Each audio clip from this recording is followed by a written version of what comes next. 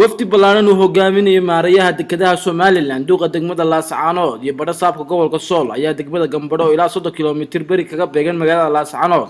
ee xarunta gobolka Sool ka dhagax dhigay mashruuc dekad qalalan taas oo alaabaha isku weerarsan doonaan Somaliland iyo Soomaaliya. Dekadan qalalan ayaa waxa ka faa'iideysan doona bulshada deegaankaasi waxaana goobta ka hadlay odayaasha deegaankaasi oo soo dhaweeyay mashruucan. dhulku waa 300 aanu bixinay hadii baahi ka badan timaadana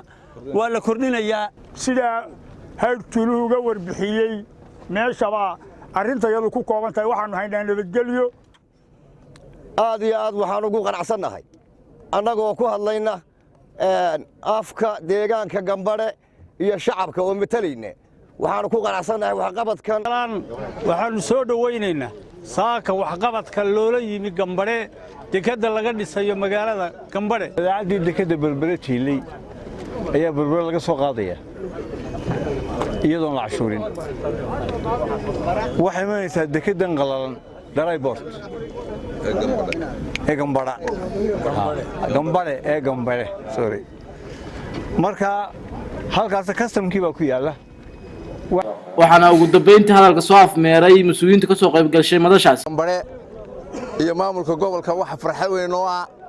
in maanta halkan bagcad aad aragtaan oo cabirkeedu yahay 300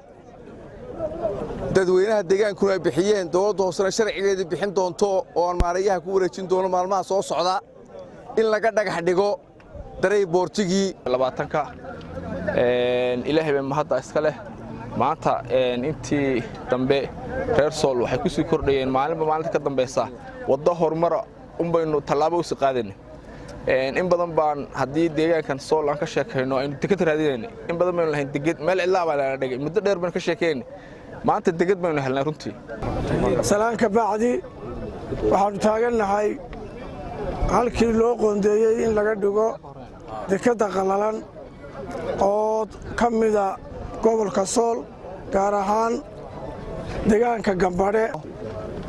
dry board ka soo noqonaya Somaliland laba dry board bay yeelanaysaa mid wajaale ku yaala iyo mid ku yaala Gamabdhe si ay u qoodiyaan wadamada aynu jaarka nahay iyo guud ahaan dalkeenaba runtii dekada weyn ee magaalada Berbera dhismihii wuu dhamaanayaa waxay u baahnaanaysaa habab kale oo u sii gudbiya wadamada jaarka aynu nahay iyo waxaynu dalkeena uga baahanahay runtii goobtani waa goob muhiim u ah dhaqaalaha dalka Somaliland daraasad dheer markii aanu ku sameynay Gamabdhe waxay noqotay goobta ku haboon in laga fuliyo mashruucan isaga ah Farxaan Maxamed Caydiid wararka bulsho TV Laascaanood